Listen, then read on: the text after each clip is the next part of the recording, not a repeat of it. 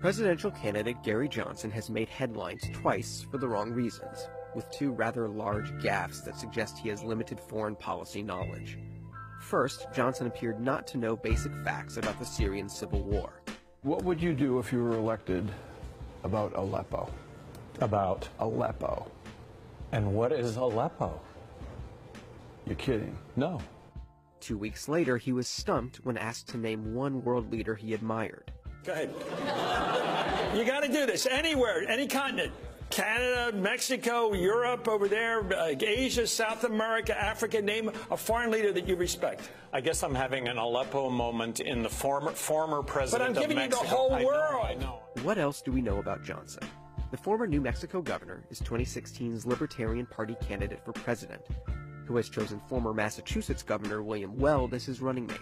Libertarian candidates have rarely gotten more than 1% of the vote, but this year, with Republicans and Democrats having nominated two historically unpopular candidates, Johnson has found up to 10% support in national polls, attracting dissatisfied voters on the left and the right.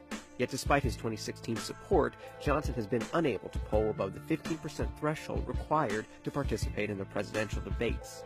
Without being on the debate stage, there's no way that you can win the presidency. You can't win the Super Bowl if you're not in it. Johnson is pro-choice and believes drugs should be legalized.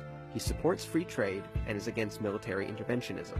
It's time we stood up against what the federal government is dictating that those of us in this state should do.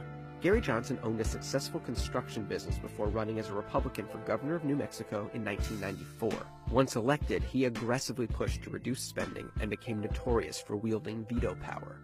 While in office, he vetoed more than 750 bills and fought for tax cuts, but the state budget still increased by over 7% annually during his tenure.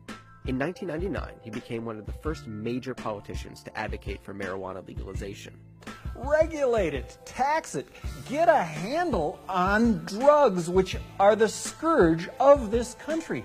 But you're not going to do it the way you've been doing it.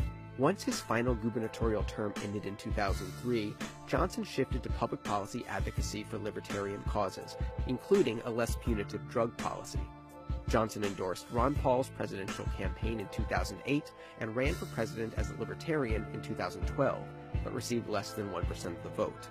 In September, the Clinton campaign redoubled efforts to reach out to millennials and independent voters inclined to vote for Johnson or Green Party candidate Jill Stein.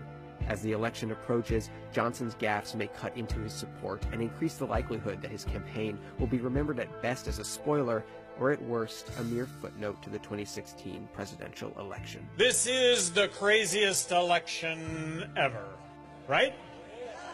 And you know how crazy it is? I'm going to be the next president of the United States.